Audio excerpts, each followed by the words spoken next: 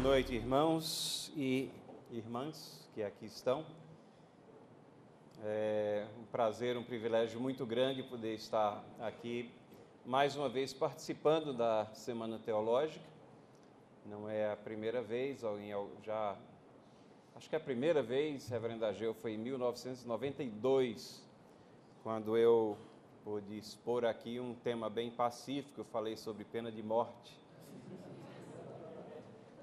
E isso repercutiu ao ponto de depois eu fazer um livretozinho que rodou por aí. O texto ainda está disponível aí pela internet. Mas é sempre um prazer renovado poder estar aqui nessa casa de profetas e principalmente tratando de um tema que é muito importante, está próximo ao meu coração. É bom nós fazermos alguns avisos assim com antecedência. Se você vai estar no sábado no Mackenzie, onde os sínodos de São Paulo vão realizar um encontro, não assistam à minha palestra lá. Não vão lá à minha palestra. Tem várias outras para vocês assistirem, porque eu vou dar a mesma palestra que eu vou dar aqui nessa noite. Então, a não ser que vocês gostem de um repeteco, então já estão devidamente avisados. Eu gostaria que abrissem suas Bíblias ou acompanhassem comigo a leitura que eu vou fazer de Hebreus capítulo 13, versículos 7 e 8 e a primeira parte do versículo 9, onde nós fundamentamos não somente a nossa meditação dessa noite, mas toda a lembrança que fazemos nesse ano dos 500 anos da reforma do século XVI. Hebreus, capítulo 13, versículos 7, 8 e 9. Diz assim o texto da palavra de Deus: Lembrai-vos dos vossos guias, os quais vos pregaram a palavra de Deus, e considerando atentamente o fim da sua vida, imitai a fé que tiveram. Jesus Cristo, ontem e hoje é o mesmo e o será para sempre. Não vos deixeis envolver por doutrinas várias e estranhas, porquanto o que vale é estar o coração confirmado com graça. Até aí lemos, o autor de Hebreus continua dando um exemplo específico das questões doutrinárias da época lá, mas é suficiente para nós nesse momento esse chamado aqui à palavra de Deus, a que nós saibamos dar uma olhada ao passado. É uma conclamação para que nós estejamos olhando o passado. O passado é proveitoso. E ele está dizendo que lembrar dos nossos guias é algo que alegra a Deus. Aqueles que pregaram a palavra de Deus, aqui a referência, ela é uma referência óbvia a toda aquela relação que nós temos em Hebreus, capítulo 11, dos heróis da fé, que foram aqueles que carrearam a palavra de Deus geração após geração, mas também uma referência àqueles que contemporaneamente aos leitores estavam trazendo a palavra de Deus, porque mais à frente, nesse capítulo 13, você vai ler lá no versículo 17, obedecei vossos guias, sede submissos para com eles. Então, os que pregam a palavra deveriam ter os ouvidos, mentes, corações dos ouvintes,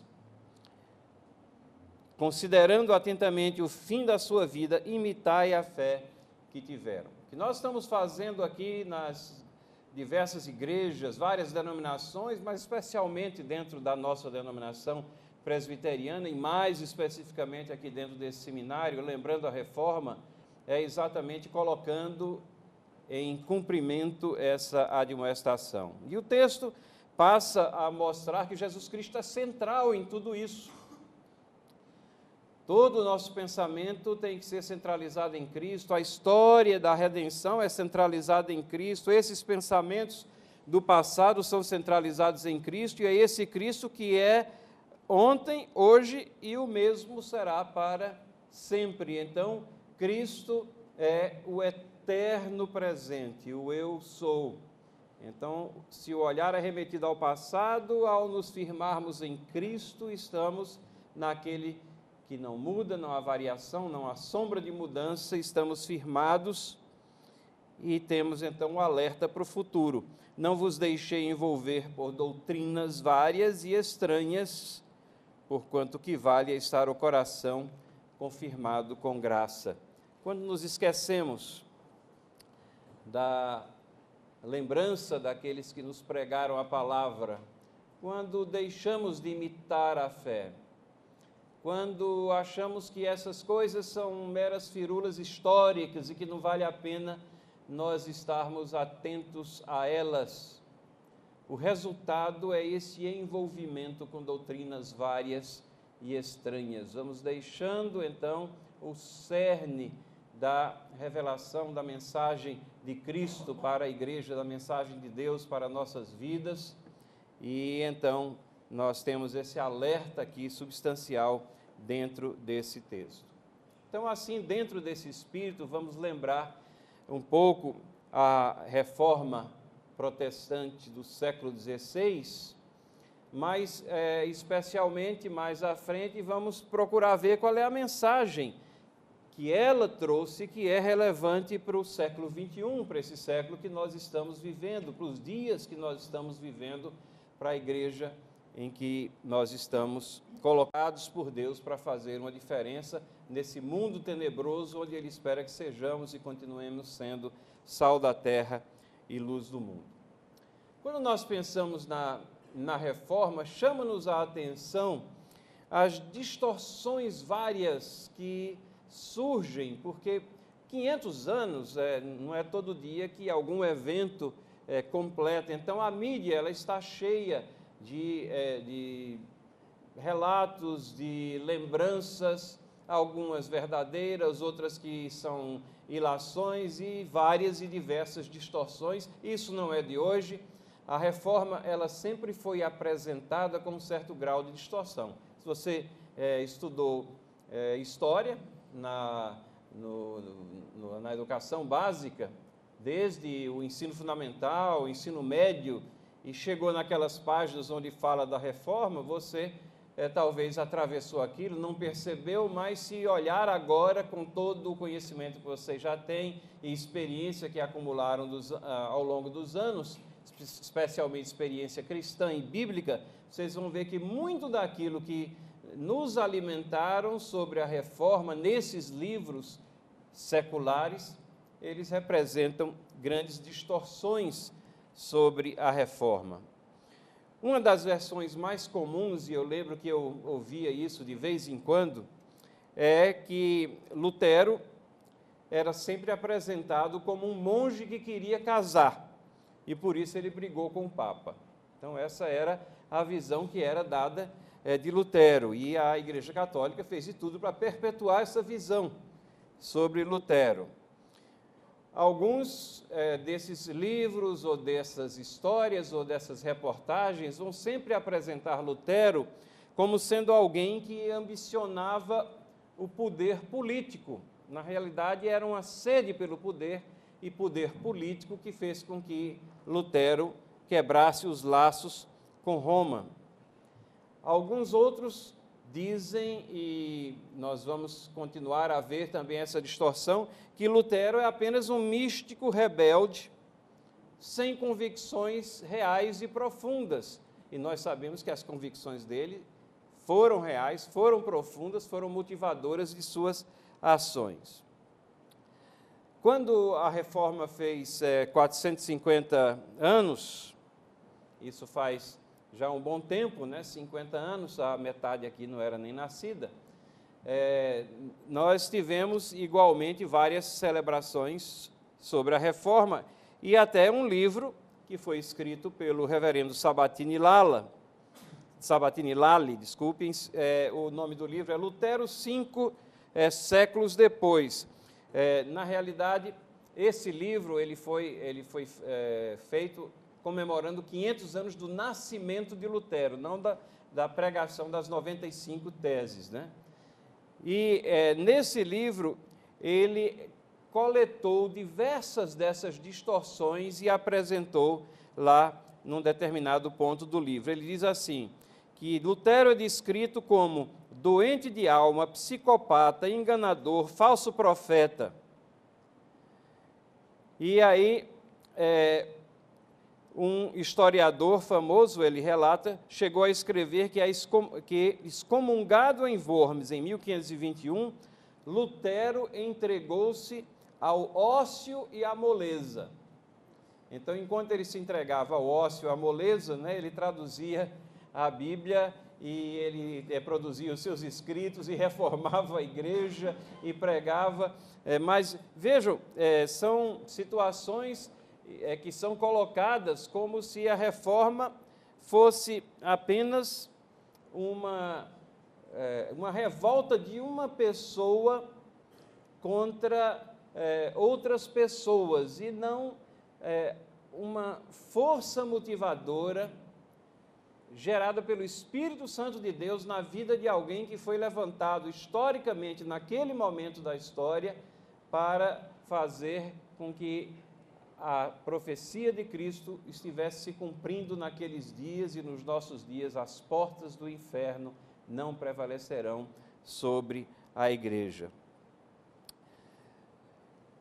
Um outro tipo de distorção que nós temos observado também é a forma como a comemoração desses aniversários da Reforma, ou os 500 anos do nascimento de Lutero, ou os 450 anos que foram comemorados também, as celebrações, às vezes, são celebrações ecumênicas. São celebrações que visam exatamente a diluição dos fatos que motivaram a Reforma. Nos 500 anos de nascimento de Lutero, o próprio Papa, participou de várias cerimônias na Alemanha.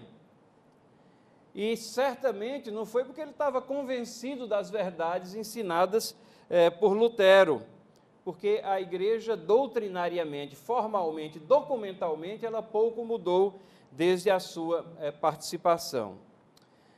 Essa ida do Papa, que ocorreu naquele momento, e nesse momento aqui dos 500 anos também da Reforma, já se fala também que há o envolvimento de vários segmentos do catolicismo.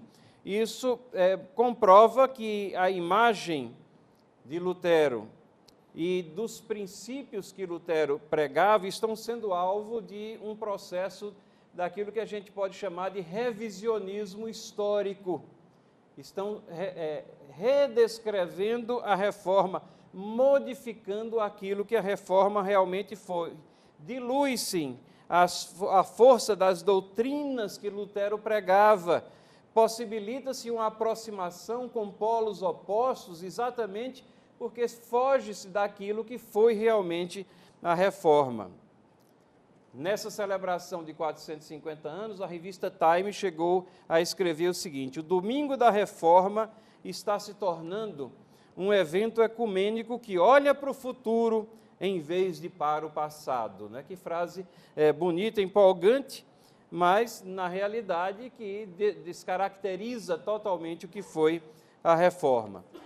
Uma revista jesuíta, na ocasião, disse o seguinte: Lutero foi um profundo pensador espiritual que foi levado à revolta por papas mundanos e incompetentes. E nós ficamos até assombrados com essa colocação, mas temos que ver que a revolta de Lutero não foi contra pessoas, mas contra um sistema de doutrina que era estranho às doutrinas contidas na palavra de Deus. Não foi contra pessoas temporais, mas contra um sistema de doutrinas de uma igreja apóstata que permanece até hoje.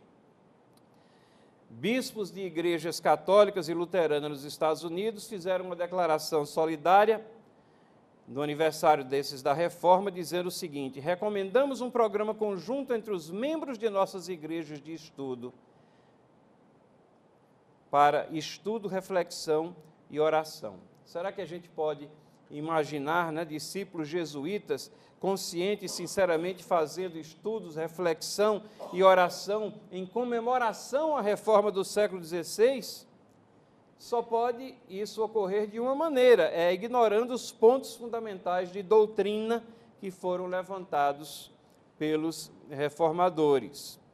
É interessante que até, num desses aniversários também, até comunistas e marxistas, lá na Alemanha, eles, no aniversário da Reforma, relembraram Lutero como sendo um precursor da Revolução.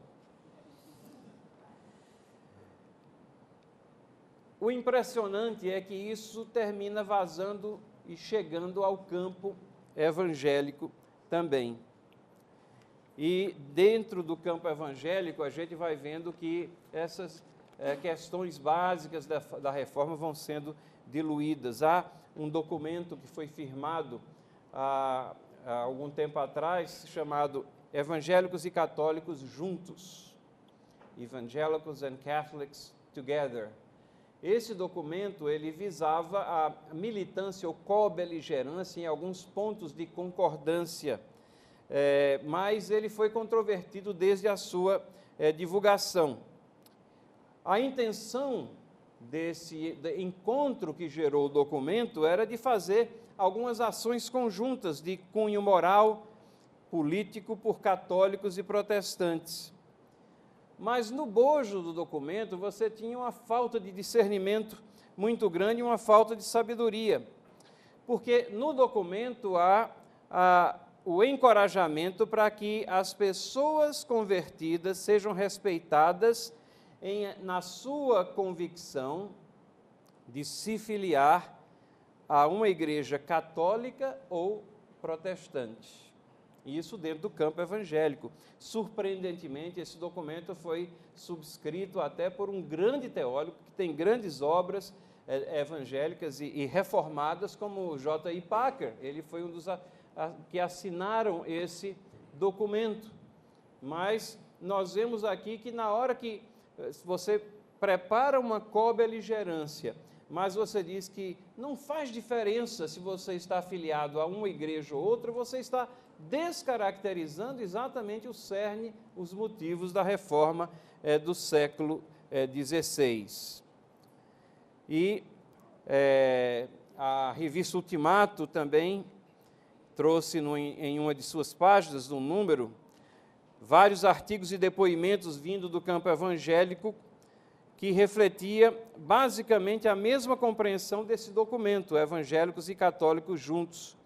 Ou seja, a visão é a seguinte: as distinções entre a igreja de Roma e a igreja protestante são secundárias e não essenciais. Será? Será que Lutero estava errado? Nós sabemos que não. E será que a Igreja Católica então mudou, que as questões ficaram secundárias?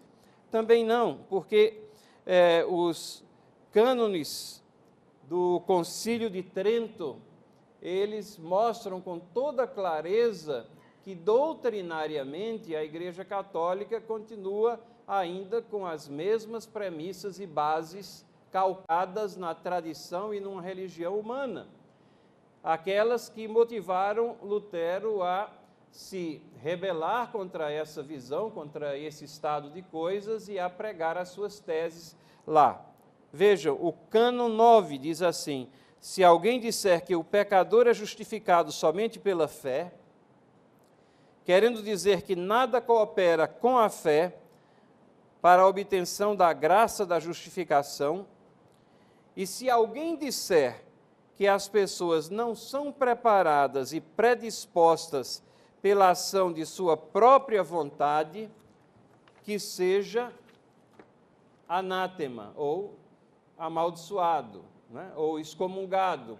Excomungado é meio leve, eu acho que a melhor colocação é maldito. Cânon 11. Se alguém disser que os homens são justificados unicamente pela imputação da justiça de Cristo, ou unicamente pela remissão dos seus pecados, excluindo a graça e amor que são derramados em seus corações pelo Espírito Santo e que permanece neles, ou se alguém disser que a graça pela qual somos justificados reflete somente a vontade de Deus, que seja maldito. Então, esse é o cânon 11. esses cânones nunca foram abjurados ou nunca foram revogados, eles permanecem como sendo o cerne de doutrina da Igreja Católica, como sendo essa visão distorcida do Evangelho. E mais recentemente, o Papa, em 1995, ele proclamou uma encíclica papal chamada Evangelho e Vida. E ele disse assim: o Evangelho é a proclamação que Jesus possui um relacionamento singular com todas as pessoas. Isso faz com que vejamos em cada face humana a face de Cristo. Então, isso nada mais é do que universalismo, a visão de que todos estão salvos e todos foram objetivo e alvo de uma graça salvadora que faz com que vejamos em cada face humana a face de Cristo. É óbvio que essas colocações aqui, elas fogem às verdades da palavra de Deus.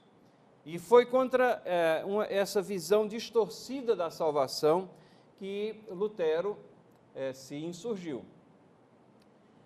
Lutero foi aquele que olhou para a palavra de Deus, atravessando uma conversão dramática. Então, nós temos aqui uma situação de conversão pessoal, mesmo gravitando em meios que eram religiosos, impregnados do estudo da palavra de Deus, mas ele atravessou um momento de conversão ali. E ao se converter, ele volta-se à palavra de Deus e começa a fazer uma análise comparativa das coisas que estavam sendo ensinadas e vistas ao seu redor, e das coisas que ele próprio vinha ensinando também. E nessa comparação é que ele vai vendo cada vez mais que há uma grande distorção de doutrina, de uma sistematização de uma doutrina que era estranha à palavra de Deus. Nós nunca podemos esquecer isso sobre os reformadores. Às vezes perguntamos, que nova doutrina surgiram na reforma? Alguém nos pergunta isso. E essa é uma pergunta errada, porque a reforma não marca o surgimento de novas doutrinas, mas sim a redescoberta de doutrinas que estavam soterradas sob o entulho da tradição humana durante todos aqueles séculos. Ainda que Deus tenha mantido um remanescente fiel em todas as épocas, sabemos disso, mas de uma forma geral, a tradição humana foi soterrando as Escrituras ao ponto em que a reforma encontra o seu ponto próprio para desabrochar. Os reformadores são levantados e nós temos um grande reavivamento na igreja. É assim que nós devemos ver a reforma. Mas algumas considerações práticas aqui sobre a reforma e os reformadores. Nós temos que reconhecer que Lutero foi uma pessoa falível. Lutero, nós não endeusamos Lutero, nós estamos celebrando 500 anos da reforma, mas nós não estamos endeusando Lutero, dizendo que ele não tinha falhas. Nós não estamos dizendo que tudo que ele falou, escreveu ou fez, no calor daquelas controvérsias, nós vamos subscrever a tudo. Nós temos que ver tudo aquilo como um processo de depuração por Deus, pelo Espírito Santo de Deus naquela vida e nos seus trabalhos, na sua produção. Vejam, por exemplo, quando nós olhamos as 95 teses de Lutero. Eu não sei se em alguma das matérias aqui alguém tem a obrigação de ler todas elas ou fazer algum comentário. É até uma boa sugestão, não é, Reverendo Ageu? Por exemplo, decore as 95 teses. Semana que vem. Mas quando você lê as 95 teses, se você tiver curiosidade, você vai encontrar ali algumas pérolas e um insight muito bom de Lutero. Por exemplo, a tese número 62 diz assim: o verdadeiro tesouro da igreja é o sacrossanto evangelho da glória e da graça de Deus, né? O verdadeiro tesouro da igreja é o sacrossanto evangelho da glória e da graça de Deus. Lembram que ele estava se insurgindo contra a venda das indulgências, contra a construção do tesouro lá da igreja de Roma. E aqui ele chama a atenção para que as questões, elas não são materiais, mas elas são eminentemente espirituais, e o tesouro aqui que tem que ser preservado é esse evangelho da glória e da graça de Deus. Que tese maravilhosa lá. Tese 94. Os cristãos devem ser exortados a seguir a Cristo, a sua cabeça, com diligência.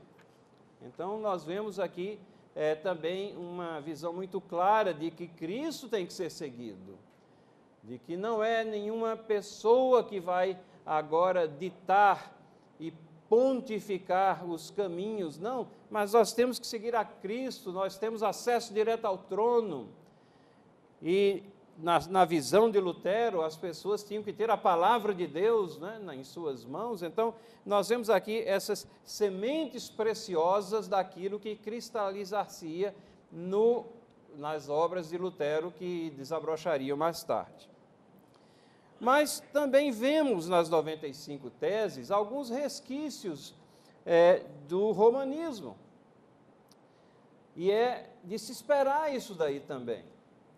Não foi uma chave elétrica que mudou de um circuito para outro assim imediatamente.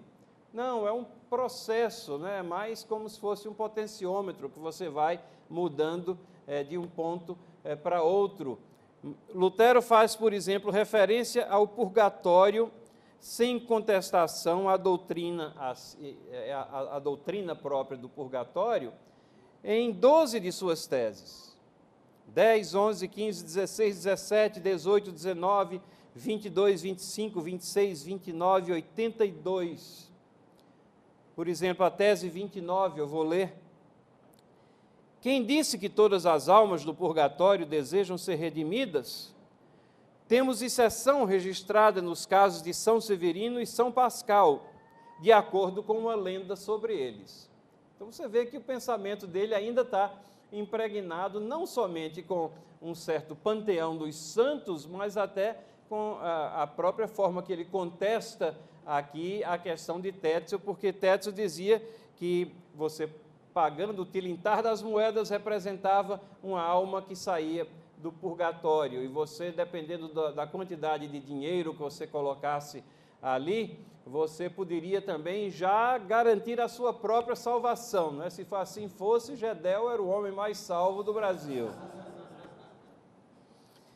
Além dessa menção aos santos na tese acima, Lutero faz referência a Maria como mãe de Deus, na tese 75. E, aparentemente, ele não faz essa referência naquele sentido histórico do termo, não é? No Theotokos. Ele tinha que a utilização do termo mão de Deus, historicamente, ela tem o propósito de reconhecer a divindade de Jesus. Vocês sabem disso, estudam isso. Mas isso daí foi distorcido ao longo dos anos para colocar, ver se essa divindade pegava um pouco também, e terminou pegando em Maria. E adquiriu um significado todo especial no conceito católico, para terminar inferindo em um poder especial a Maria. E aí a tese 75 de Lutero diz o seguinte: é loucura considerar que as indulgências papais têm tão grande poder que elas poderiam absorver um homem que tivesse feito o impossível e violado a própria Mãe de Deus. Então, ele está fazendo referência ao slogan de propaganda de venda das indulgências que Tetzel utilizava, mas ele não chega a contestar, e parece que ele absorve o sentido católico de Mãe de Deus e não o sentido histórico clássico, como nós aprendemos. 4 teses de Lutero inferem legitimidade ao papado e à sucessão apostólica. Tese 77, 5, 6 e 9. Tese 77 diz o seguinte: é blasfêmia contra São Pedro e contra o Papa dizer que São Pedro, se fosse o Papa atual, não poderia conceder graças maiores do que as atualmente concedidas. Então, ele não está quebrando ainda com Roma, com o poder papal.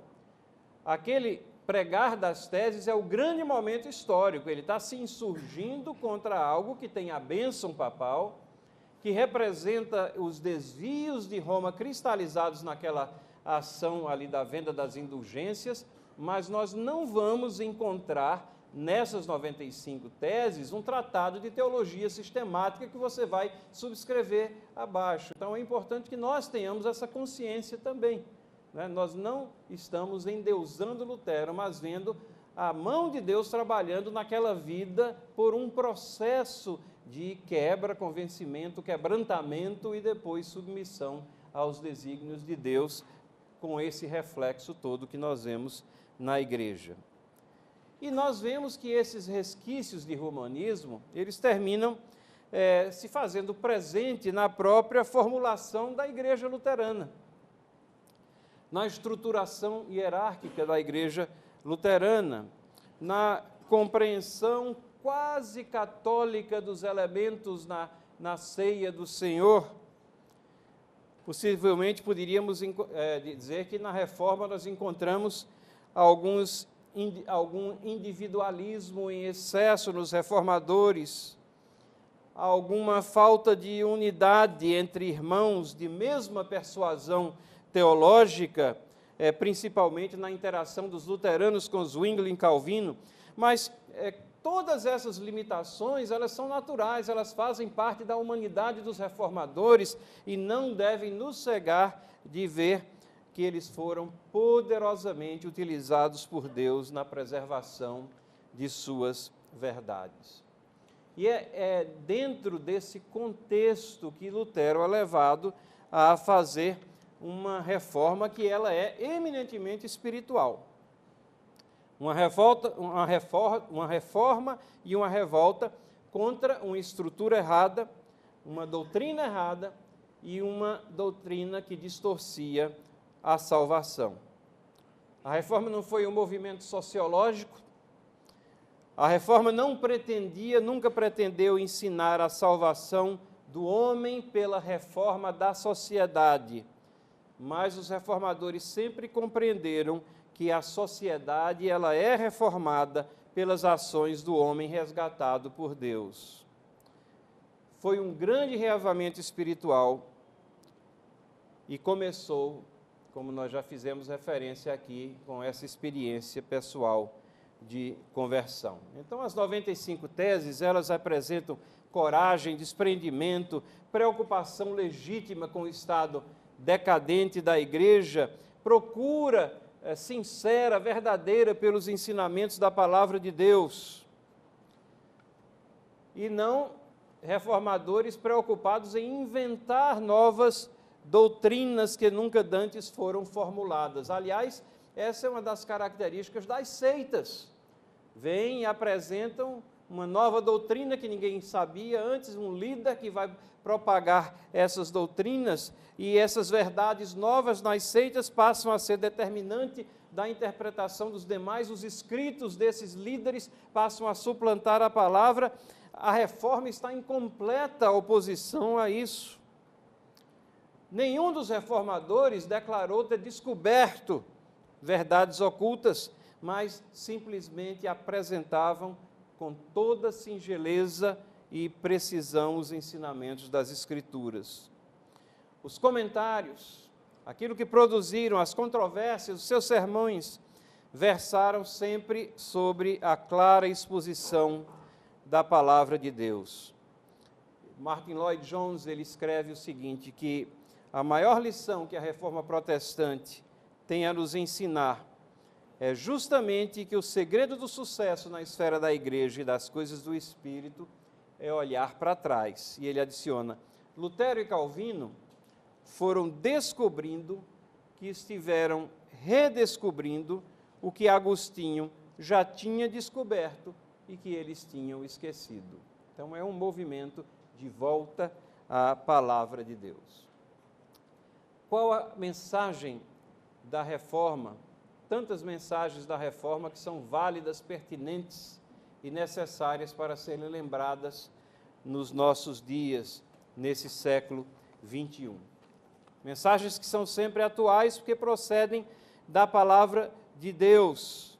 Mensagens que são baseadas nas Escrituras e que transbordam em atualidade para a cena evangélica contemporânea. Vamos ver só algumas dessas como exemplo daqueles pontos que foram pregados pelos reformadores e ver algumas dessas aplicações presentes. Creio que um dos grandes pontos é a forma como a Reforma resgatou o conceito do pecado, a noção de pecado. Como nós temos lá claramente em Romanos capítulo 3, mostrando que todos pecaram, destituídos estão da glória de Deus. E nós vemos historicamente como a venda das indulgências havia banalizado e distorcido essa questão do pecado. A igreja medieval, principalmente as ações de Tetzel, elas fogem totalmente dessa visão de que pecado é uma transgressão da lei de Deus e falta de conformidade com seus padrões de justiça e de santidade.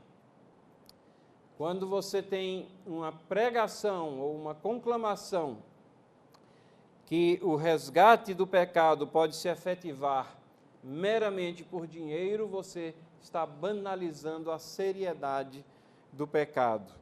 E é fácil nós enxergarmos e vermos as implicações que, quando você banaliza o pecado, o que é que isso faz com outras doutrinas chaves da fé cristã. Se o resgate do pecado é em função de dinheiro que se paga, como fica a expiação de Cristo? Qual a necessidade da expiação de Cristo? Quando Lutero vem, e no bojo da reforma do século XVI, ele se insurge ali contra a venda das indulgências, ele está reapresentando a mensagem da palavra de Deus sobre o homem pecador, sobre o seu estado, sobre as suas responsabilidades perante um Deus que é santo, um Deus criador, e sobre a necessidade que ele tem da redenção, e redenção que se realiza e efetiva somente através de Cristo Jesus. E qual é o cenário hoje, nos nossos dias? O conceito de pecado está cada dia mais ausente do cenário evangélico contemporâneo. Nós estamos nos acostumando a ouvir que todas as ações são legítimas, que pecado é um conceito relativo, ultrapassado. Nós estamos nos acostumando a ouvir que a felicidade pessoal, a busca da felicidade ou da prosperidade pessoal é o que importa e não a observância de princípios.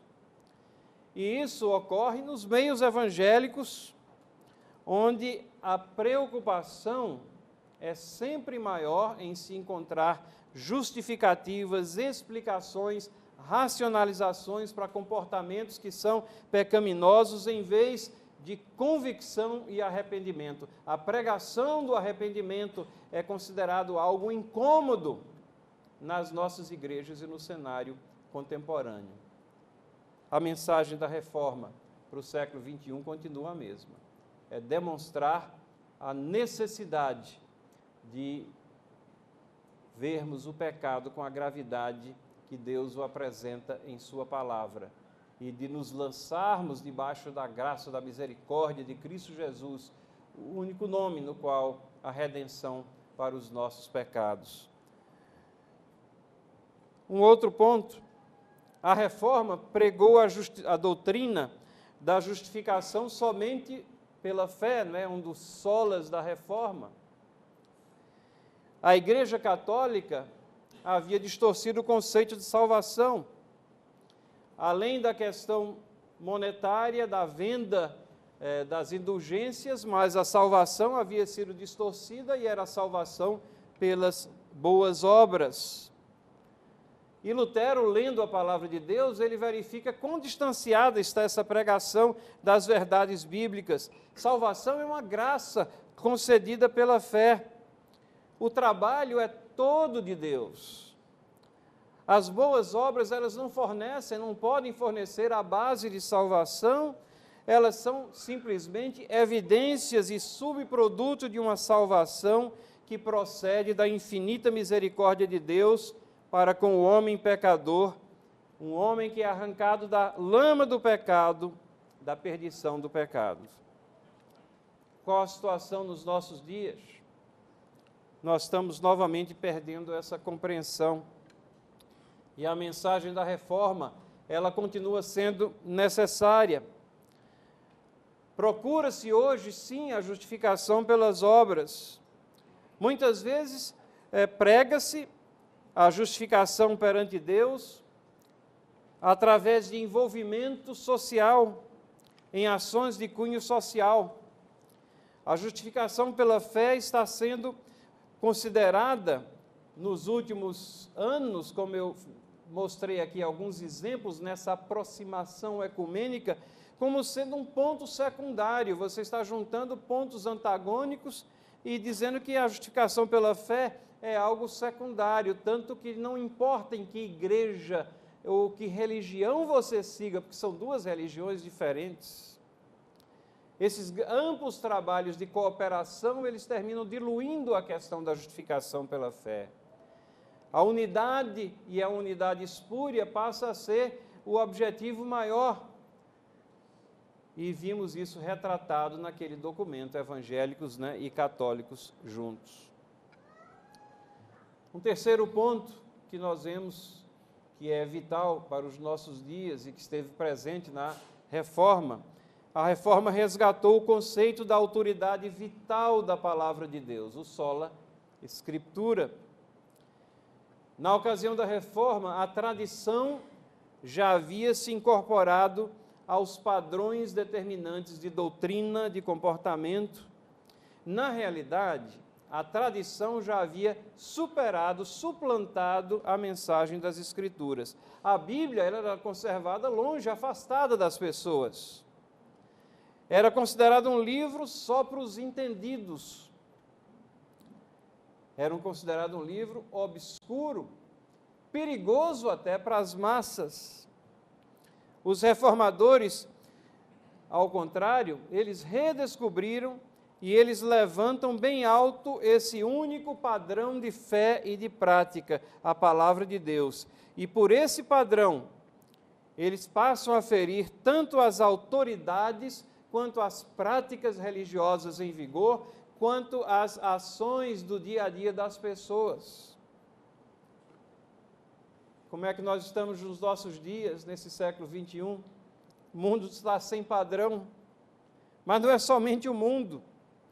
A própria igreja evangélica está voltando a enterrar o seu padrão em meio a um entulho místico, pseudo-espiritual, e por isso que a mensagem da reforma continua sendo necessária. Nós sabemos que nas pessoas que não têm Deus, impera no pensar o subjetivismo, o existencialismo, o que vale é o aqui e o agora. Parece que a única regra válida a ser praticada é comamos e bebamos, porque amanhã morreremos. Sabemos que quando nós examinamos as seitas, existem uma multiplicidade de padrões, outros livros, outros escritos que são considerados padrões também, livros paralelos, como se a autoridade estivesse ali, sedimentada e até superior à Bíblia. A cena comum, entretanto, em grande parte do mundo evangélico é novas revelações, características fluidas dessas revelações, contraditórias, duvidosas e estranhas à palavra de Deus. Quando nós olhamos para o campo liberal, nós já nos acostumamos a ver o ataque constante à veracidade das Escrituras, uma situação que ela é curiosamente antagônica. Descarta-se as Escrituras, mas querem preservar o linguajar das Escrituras, o linguajar religioso, querem preservar a estrutura, porque o liberalismo se sustenta numa estrutura que é constantemente por eles atacada.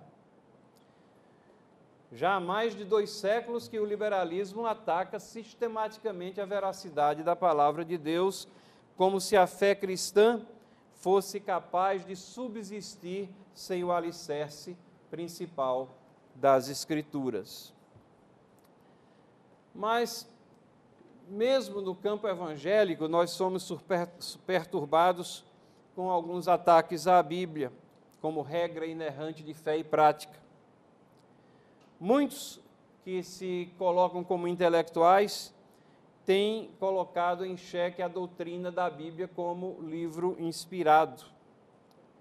E eu tomo como exemplo aqui um dos seminários que foi um dos bastiões do evangelicalismo norte-americano, o Fuller Theological Seminary. Ele foi fundado em 1947 e foi fundado sobre princípios corretos. Logo após o seu início, ele formulou uma declaração de fé que especificava: os livros do Velho Testamento e do Novo Testamento, nos originais, são inspirados plenariamente, livres de erro no todo e em suas partes. Então, uma declaração que explicitava a veracidade das Escrituras. Em 1968, o filho do fundador, Daniel Fuller, ele havia estudado sobre Karl Barth, e ele começou a questionar a inerrância da Bíblia.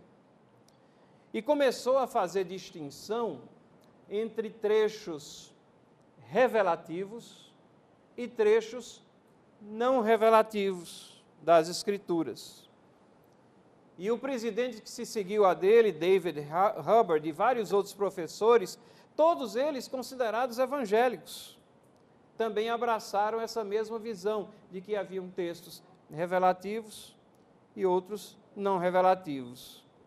Ora, se você não abraça as Escrituras como um todo, como a carta que Deus escreveu aos homens, procedente da inspiração do Espírito Santo, verdade inerrante, proposições objetivas ali para o nosso conhecimento e nossa única regra de fé e prática, se não há critério coerente ou autoritário, como é que nós vamos discernir entre o revelativo e o não revelativo? Vamos eleger alguma autoridade humana agora que vá pontificar sobre quais são os trechos que nós vamos aceitar e o que nós vamos rejeitar. Subtrai-se da igreja o seu padrão, derruba-se um dos pilares da reforma da igreja, retroage-se a igreja à sua condição medieval de dependência de especialistas, que vão dizer quais partes devemos crer realmente e quais as que nós podemos descartar como invenção humana. Um exemplo que se multiplica, tem se multiplicado em diversas outras instituições e também assolando denominações, o descarte da palavra de Deus como verdade inerrante. E no campo evangélico neopentecostal, a suficiência da palavra de Deus é desconsiderada, superada pelas supostas novas revelações que passam a ser determinantes de doutrinas e de práticas que são estranhas à palavra de Deus. Por isso, irmãos e irmãs, que nós temos que reter a mensagem da reforma do século XVI aos nossos dias. E ela está magistralmente expressa na nossa Confissão de Fé de Westminster, no capítulo 1, logo no primeiro capítulo, que vai dar a base para tudo aquilo que vai se seguir. Ali nós temos a mensagem inequívoca da reforma do século XVI, cada vez mais válida aos nossos dias. A Bíblia é descrita na Confissão de Fé como sendo a única regra infalível de fé e de prática. Um outro ponto que a reforma levantou, a questão do sacerdócio individual do crente. Uma doutrina que às vezes é pouco falada, mas que foi resgatada. Uma doutrina que apresenta a pessoa de Cristo como o único mediador entre Deus e os homens. A doutrina que é construída em cima do que temos na palavra de Deus e que nós temos acesso direto ao trono, por intermédio do sacrifício de Cristo na cruz, pela operação do Espírito Santo no homem interior. E esse foi o ensinamento bíblico da reforma. a Reforma eliminou de uma vez só todos aqueles intermediários que haviam surgido ao longo dos séculos entre Deus que salva e o pecador redimido. Naquela ocasião, esse era um pensamento totalmente estranho e espúrio à Igreja de Roma, porque ela sempre se apresentou ali como sendo aquela que tinha autoridade final, a palavra final de autoridade na interpretação das Escrituras. Lutero, ele rebelou-se contra esse véu de obscuridade que a Igreja lançava sobre as verdades espirituais, verificando que esse véu havia sido rasgado de cima para baixo. Ele leva os fiéis de volta ao trono da graça, e isso proporciona uma abertura de conhecimento teológico e religioso. Lutero sabia que o acesso a Deus era para estar fundamentado nas verdades bíblicas, tanto que o seu primeiro esforço, um dos seus primeiros esforços ali foi a tradução que ele fez da palavra de Deus na língua falada do seu país, o alemão. E esse ensinamento aqui do sacerdócio individual dos crentes foi o grande responsável pelo estudo aprofundado das Escrituras, pela disseminação da fé reformada, porque os fiéis levados a proceder como os bereanos, que verificavam se aquelas coisas eram realmente assim, verificaram que não dependia, ou eles não dependiam do clero para o entendimento e aplicação dos preceitos de Deus, passaram a pensar com determinação e a aplicar com avidez as doutrinas encontradas na palavra de Deus. Essa mensagem, irmãos e irmãs, continua sendo necessária nos dias de hoje. A igreja contemporânea ela está se multiplicando enormemente na quantidade de adeptos. Nós evangélicos somos relembrados constantemente de que constituíamos apenas 2 a 3% da população brasileira há umas 5 ou 6 décadas atrás e que agora somos 25%.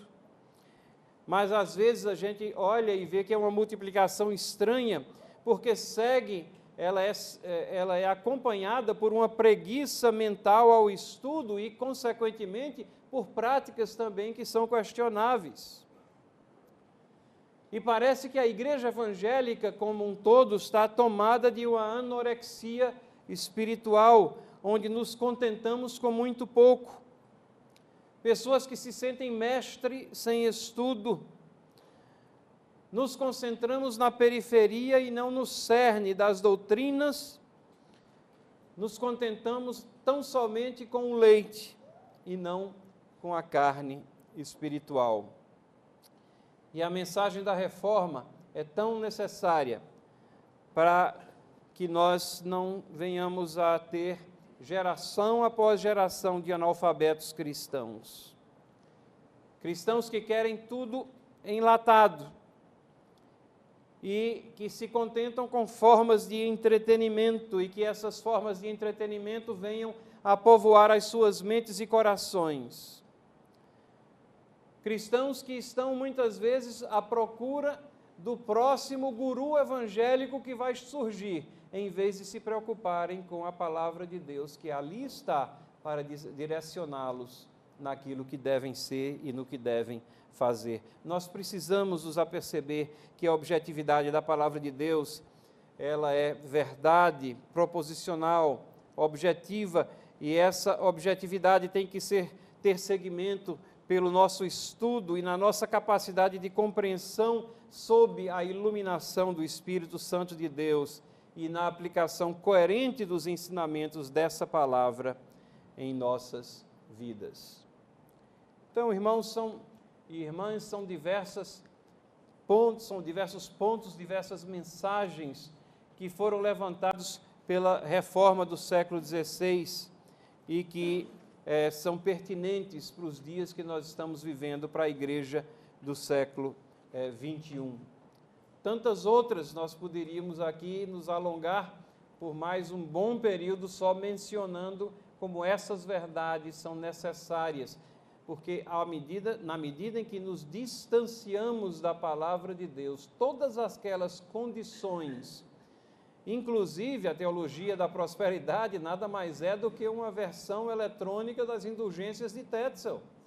Não nos enganemos. Então nós vemos aqui a natureza humana achando novas formas de perpetuar situações em que uma nova reforma no sentido de propagação, um ressurgimento dessas verdades e dessas doutrinas da reforma do século XVI encontrem guarida na nossa mensagem, nas nossas vidas, nos nossos ministérios e nessa casa de profetas aqui. E a nossa oração é que nós possamos, aplicando aqueles versículos que lemos no começo, de que devemos nos lembrar dos nossos guias, façamos não somente por um interesse histórico estéril, mas com todo o coração, com todo espírito, com todo entendimento nosso, de joelhos, imitando a fé que eles tiveram e procurando ver as lutas que eles tiveram e que apresentaram e as doutrinas que eles redescobriram na palavra de Deus, porque essas mesmas doutrinas são aquelas que se fazem necessárias à igreja contemporânea nesse século XXI. Que Deus abençoe a todos vocês, que Deus possa estar levando-os de volta a essas preciosas doutrinas que Deus levantou, fazendo com que as palavras de Cristo fossem cumpridas. As portas do inferno não podem prevalecer sobre o avanço da igreja. A igreja tem que avançar. A igreja militante avança. Ela avançará, mas ela avança firmada na palavra de Deus e não na tradição de homens. Amém. Amém.